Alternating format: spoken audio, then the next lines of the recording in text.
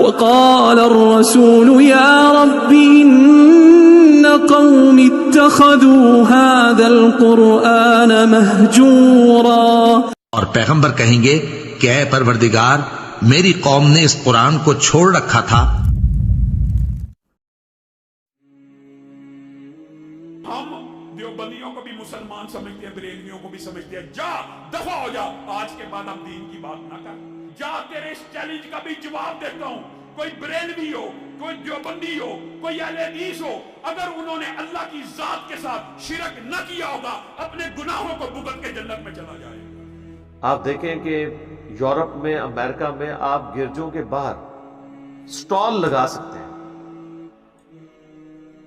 جس میں آپ اسلام کی دعوت ان کو گوروں کو پیش کریں. جو لوگ باہر نکل رہے ہیں ان کے سامنے سٹال، یہ ایون احمد دیدار صاحب رحمہ اللہ تعالیٰ کے جو سٹوڈنٹس ہیں انہوں نے سٹالز لگائے ہوتے ہیں، اور باقاعدہ وہ سارے کرسچینٹی کے جو فرسودہ عقائد ہیں ان کو کنڈیم کرنے والے کتابچے اس پہ رکھے ہوتے ہیں، اور باقاعدہ وہ آواز دے کے اس جیزس گاڈ، کیا جیزس گاڈ ہے، اس طرح مختلف چھوٹے چھوٹے ٹاپک پہ انہوں نے کتابچے ہیں وہ دیتے ہیں. اور کبھی کسی گرجے والے نے ان کو نہیں کہا کہ یہاں سے اپنا سٹال اٹھاؤ. یہاں آپ مسلمانوں میں سنی شیعہ کی مسجد کے باہر، شیعہ سنی کی مسجد کے باہر، بریلوی دیوبندی دونوں ایک روحانی ابا جی کی اولاد، دونوں حنفی، ایک دوسرے کی مساجد کے باہر سٹال نہیں لگا سکتے. اہل حدیث ان کے باہر نہیں لگا سکتے، یہ اہل حدیث کے باہر نہیں لگا سکتے. میں آپ کو بتا رہا ہوں ٹالرنس ادھر کیا ہے. غیر مسلم کو تو چھوڑ دیں، وہ تو اتنی ٹالرنس رکھتے ہیں اس حوالے سے. احکام شریعت میں اعلیٰ حضرت نے تو لکھا ہے کہ وہابیوں کی نہ نماز ہے، نہ ان کی اذان ہے، نہ ان کی مسجدیں مساجد ہیں. ٹھیک ہے، اور یہ انہوں نے ملفوظات کے اندر ان کے بیٹے نے ملفوظات نقل کیے ہیں. اور احکام شریعت میں انہوں نے یہاں تک لکھا ہے کہ یہود و نصارہ کا ذبیحہ حلال ہے، لیکن وہابیوں کا، دیوبندی اور اہل حدیث کا ذبیحہ بھی حرام ہے. تو یہ آپ کس لیول پہ ان کو مان رہے ہیں؟ آپ دیکھیں، یعنی یہود و نصارہ سے بدتر. جب آپ یہود و نصارہ سے ان کو بدتر مان رہے ہیں تو پھر آپ نے کہاں پہ ٹالرنس شو کرنی ہے؟ یہ تو ہم نے باقاعدہ یہ کہا کہ آج کل یہ انہوں نے صرف ہمارے اس پلیٹ فارم کی دعوت سے ڈر کے یہ لوگ بظاہر اکٹھے ہوئے ہیں، اندر سے تو کوئی اکٹھے نہیں ہے، ایک دوسرے کے بہت سخت خلاف ہے. کیونکہ ان کے بڑوں نے جتنی بڑی دراڑیں ڈالی ہیں نا، آج ان دراڑوں کو فل کرنا آلموسٹ امپاسبل ہے. اب دیکھیں نا، جب اعلیٰ حضرت نے حسام الحرمین میں 1905 میں کتاب لکھ کے، حرمین کی تلوار اس کتاب کا نام رکھ کے، آلموسٹ 4 علماء دیوبند اور 5واں غلام احمد قادیانی دجال، ان کو کافر ڈکلیئر کیا، اور اس کو کنکلوڈ کرتے ہوئے لکھا کہ ان کے کفر میں شک کرنے والا بھی کافر، یعنی تمام دیوبندی کافر. ان کو شک نہیں، ان کو تو یقین ہے کہ ان کے بزرگوں نے کفر نہیں کیا، اور لکھا کہ اجماع ہے. اس کے جواب میں 1906 میں حسام الحرمین کے جواب میں المہند علی المفند لکھی خلیل احمد سہارنپوری نے. اس میں انہوں نے ایک تو کتاب کا نام ہی آپ دیکھ لیں، ہند کی تلوار ایک سٹھیائے ہوئے بابے کے اوپر، احمد بریلوی صاحب. اور اس میں لکھا کہ احمد بریلوی اور ان کی پوری جماعت ایک شیطانی لشکر ہے جو ہم علماء دیوبند رضی اللہ عنہ، 14ویں صدی کے علماء کو رضی اللہ عنہ کا، پر حملہ آور ہو گئے. اور اس میں انہوں نے کنکلوڈ کرتے ہوئے یہاں تک لکھا کہ جس طرح انبیاء پر شیاطین حملہ آور ہوتے تھے نا، اس طرح ہمارے علماء دیوبند رضی اللہ عنہ کے اوپر یہ رضی اللہ عنہ، میں نہیں کہہ رہا، انہوں نے کہا حملہ آور ہوئے. تو یہ اتنی بڑی بڑی دراڑیں ہیں. یہ ان کی بات کر رہا ہوں جو دونوں حنفی ہیں. چند ایک مسائل میں اختلاف ہے، پرانے سارے بزرگ ان کے، ایون یہ آپ سمجھ لیں 13ویں صدی تک کے سارے بزرگ کامن ہیں. اب ابن عابدین شامی کا فتاوی شامی دیوبندی بھی پڑھتے ہیں اور بریلوی بھی پڑھتے ہیں.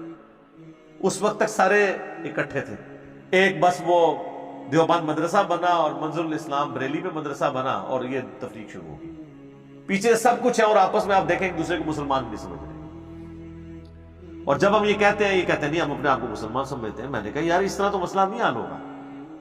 آپ یہ کہیں کہ ہمارے جو مخالف فرقہ جو عقیدے رکھتا ہے اور جو ان کے بزرگوں نے ان کو عقیدے بتائے ہیں، یہ انہی عقیدوں کے ساتھ اگر دنیا سے چلے گئے تو ایک نہ ایک دن اپنا عذاب بھگت کے جنت میں چلے جائیں گے، تو پھر مانیں گے نا. یہ ڈپلومیٹک سٹیٹمنٹ دیتے ہیں کہ اگر شرک نہ کیا ہو. وہ تو سر اگر اہل حدیث کہہ رہے ہیں نا کہ اگر بریلویوں نے شرک نہ کیا ہوا تو وہ جنت میں جائیں گے, تو بریلوی بھی آپ کے بارے میں یہی کہیں گے کہ اگر اہل حدیث گستاخ رسول نہ ہو تو وہ اب اہل حدیث ڈھونڈنا پڑے گا جو گستاخ رسول نہ ہو بریلویوں کی نظر میں. یعنی ایسی مچھلی جو ہوا میں اڑتی ہو تو ہم اسے پرندہ مان لیں گے. تو ابھی تک تو اس طرح کی کوئی مچھلی نہیں ہے. تو یہ تھریٹیکل سٹیٹمنٹس ہوتے ہیں. تو ایک دوسرے کو مسلمان نہیں سمجھتے, بالکل نہیں سمجھتے. اور اہل حدیث تو خیر اس میں سب سے آگے ہیں. میں سمجھتا ہوں اس وقت پوری دنیا کے اندر جتنا یہ تکفیریت پھیلی ہوئی ہے نا, اس میں 2 مکاتب فکر مجرم ہیں بڑے لیول کے اوپر. میں یعنی سب کو نہیں کہوں گا, ایک تو یہ سلفی اسکول آف تھاٹ یعنی اہل حدیث اور دیوبندی. بریلوی بھی گستاخ رسول کہہ کے آلموسٹ تکفیر ہی کر رہے ہوتے ہیں, لیکن ان کا اس طریقے سے ذرا تھوڑا سخت رویہ نہیں ہے کہ وہ کافر اور مشرک ڈائریکٹ آ کے کہتے ہیں. تو یہ تکفیریت انہوں نے اٹھائی ہوئی ہے. اور آج بے شک یہ آپس میں ایک دوسرے کو کہتے رہے کہ جی ہم نہیں, جی بھائی ہیں ہمارے. وہ بھائی کوئی نہیں سمجھتے ہیں. اور جو علماء یہ بھائی ہونے کا دعویٰ کر رہے ہیں, ان کے ابا جان نے جو کتاب لکھی ہے البریلویہ, اس کے اندر تو انہوں نے کوئی بری چیز چھوڑی نہیں ہے جو احمد بریلوی اور ان کے فالورز کی طرف منسوب نہ کی ہو. بعض اوقات جھوٹی باتیں منسوب کی. میں نے اس کتاب کا بھی پوسٹ مارٹم کیا ہوا ہے, وہ آپ یوٹیوب کے پر جا کے دیکھ سکتے ہیں. اہل حدیث علماء کا احمد بریلوی پر الزام. یہ جناب احسان اللہ ظہیر صاحب جو ہیں, یہ انہوں نے البریلویہ کتاب لکھی. اہل حدیث کے بہت بڑے عالم دین فوت ہو چکے ہیں, اور یہ اردو میں اس کا ترجمہ ہوا 1988 کے اندر. یہ البریلویہ کتاب, اس کے اندر تو خیر اس کے اوپر تو 1 گھنٹہ علیحدہ سے بولا جا سکتا ہے. جو زبان انہوں نے استعمال کیا مطلب بریلوی صاحب کے بارے میں, صرف میں آپ کو ذاتیات والی بات بتاتا ہوں کہ یہ اب ان دونوں پیجز کو اکٹھے ہی آپ کور کر دیں تاکہ ٹائم بچ جائے, کہ انہوں نے کس طرح ذاتی حملے کیے ہیں. یعنی علمی دلائل کو بالے طاق رکھتے ہوئے بالکل ذاتیات کے اوپر بات کی ہے. یہ تو آپ خود پڑھ کے بھی دیکھ سکتے ہیں. اس کا آپ مقدمہ ہی پڑھ دیں تو آپ کو پوری انٹینسٹی فیل ہو جائے گی. جی ٹھیک ہے جی. یہ لکھتے ہیں کہ احمد رضا بریلوی کا رنگ نہایت سیاہ تھا. ان کے مخالفین انہیں اکثر چہرے کی سیاہی کا تانا دیا کرتے تھے. یہ دیکھ لیں, یہ اسی طریقے سے کہ آپ کوئی یعنی حضرت بلال حبشی رضی اللہ تعالیٰ عنہ کے بارے میں یہ لکھنا شروع کر دیں. ان کے خلاف لکھی جانے والی یہ کتاب کا نام ہی التین اللازب علی الاسود الکاذب. وہ کہتے ہیں ان کے خلاف ایک کتاب لکھی گئی ہے کہ چپکی ہوئی مٹی کالے چہرے والے کے منہ پر. وہ کہتے ہیں یہ چیز بتا رہی ہے کہ احمد بریلوی صاحب کتنے کالے تھے. اور انہوں نے اپنا چہرہ خود بنایا سی, اللہ نے بنایا سی. پھر لکھتے ہیں کہ جناب احمد رضا نحیف و نزار تھے, درد گردہ اور دوسری کمزور کر دینے والی بیماریوں میں مبتلا تھے, کمر کی درد کا شکار رہتے تھے. اس طرح یہ علمی باتیں ہو رہی ہیں جناب, علمی باتیں. اسی طرح سر درد اور بخار کی شکایت بھی عموماً رہتی تھی. ان کی دائیں آنکھ میں نقص تھا, اس میں تکلیف رہتی تھی اور وہ پانی اتر آنے سے بے نور ہوگی. طویل مدت تک اس کا علاج کراتے رہے مگر وہ ٹھیک نہ ہو سکی. ایک مرتبہ ان کے سامنے کھانا رکھا گیا, انہوں نے سالن کھا لیا مگر چپاتیوں کو ہاتھ تک نہ لگایا. ان کی بیوی نے کہا کیا بات ہے, تو انہوں نے جواب دیا مجھے تو روٹیاں نظر ہی نہیں, حالانکہ وہ سالن کے ساتھ ہی رکھی ہوئی تھی. یہ علمی باتیں ہو رہی ہیں جی, علم کی دنیا ہے یہ, آپ دیکھ لیں. جناب بریلوی نسیان میں مبتلا تھے, ان کی یاداشت کمزور تھی. ایک دفعہ اینک اونچی کر کے ماتھے پر رکھ لی, گفتگو کے بعد تلاش کرنے لگے, اینک نہ ملی اور بھول گئے کہ اینک ان کے ماتھے پر ہے. کافی دیر پریشان رہے, اچانک ان کا ہاتھ ماتھے پر لگا تو اینک ناک پر آ کر رک گئی. تب پتہ چلا اینک تو ماتھے پر تھی. یہ علمی باتیں ہو رہی ہیں.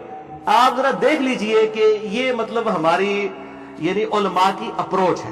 اس کے بعد یہ ذرا دیکھیں, یہ والا پیج صرف کور کریں جی. یہ والا بالکل سراسر جھوٹ لکھا اور یہ کہا کہ امام رضا بریلوی صاحب جو ہیں یہ چھپے ہوئے رافضی تھے. آپ تمہید ایمان میں اور جو کتاب حسام الارمین میں پڑھ چکے کہ انہوں نے تو اہل حدیث دیوبند کو یہ تانا دیا ہے کہ تم لوگ رافضی ہو. وہ رافضی ہونے کو خود کہاں سے ہی سمجھتے تھے. احکام شریعت میں امام رضا بریلوی صاحب سے پوچھا گیا کہ نبی علیہ السلام کے بعد امت میں سب سے افضل کون ہے, تو انہوں نے کہا سیدنا ابوبکر صدیق رضی اللہ تعالیٰ عنہ. بلکہ میں اب اس ٹاپک میں نہیں جانا چاہتا کہ کئی معاملات میں انہوں نے تو امیر شام حضرت معاویہ ابن ابی سفیان رضی اللہ تعالیٰ عنہ کا بھی ضرورت سے زیادہ دفاع کیا ہے احمد بریلوی صاحب نے. تو یہ کون سا رافضی ہے جو امیر معاویہ کا دفاع کرتا ہے اور ضرورت سے زیادہ, اور اس میں جھوٹی روایتوں کا بھی سہارا لیا گیا. پھر ان کے آگے جو پوتا شاگرد تھے مفتی احمد نعیمی صاحب, انہوں نے تو پوری کتاب بھی لکھ دی. تو جھوٹا الزام ہے. یہ لکھتے ہیں کہ احمد بریلوی صاحب نے مسلمانوں میں شیعہ مذہب سے ماخوذ عقائد کی نشر و اشاعت میں بھرپور کردار ادا کیا. کوئی ظاہری شیعہ اپنے اس مقصد میں اتنا کامیاب نہ ہوا جتنا کامیابی احمد بریلوی صاحب کو ملی.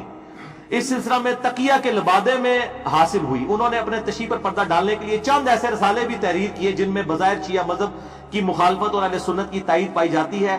شیعہ تقیہ کا یہی مفہوم ہے جس کا تقاضا انہوں نے کما حقہ ادا کیا. استغفر اللہ توب الیہ. انہوں نے رد الرافضہ جو کتاب لکھی ہے اس میں اہل تشیع کے اوپر کفر کے فتوے لگائے ہوئے ہیں. خلاف نہیں لکھی, کفر کے فتوے لگائے ہوئے ہیں.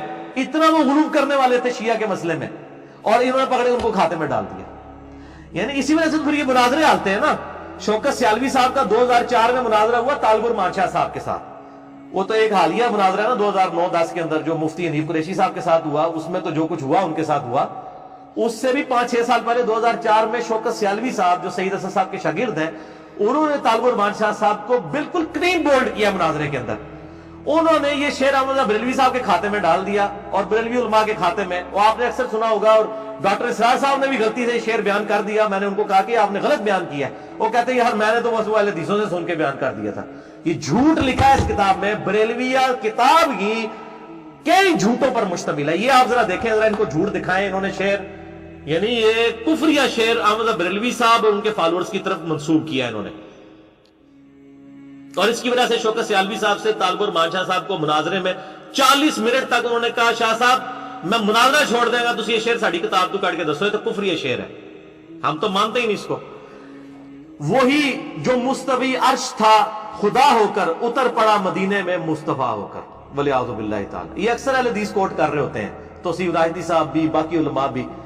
یہ شعر کسی کتاب کے اندر موجود ہی نہیں ہے احمد بریلوی صاحب کی, نہ ان کے کسی اتھینٹک عالم دین کی. پھر تذکرۃ الغوثیہ سے اشعار پیش کیے. انہوں نے کہا کہ احمد بریلوی صاحب تو فتاوی رضویہ میں لکھ گئے ہیں کہ تذکرۃ الغوثیہ کتاب شرک کا پلندہ ہے, اس کی خرید و فروخت حرام ہے, اسے گھر میں رکھنا حرام ہے, اور آپ اس کتاب کی کفریات احمد بریلوی صاحب کے کھاتے میں ڈال رہے ہیں. لیکن جب بندہ مطلب ایک اتر آئے مخالفت میں تو اس کا کوئی علاج نہیں ہے.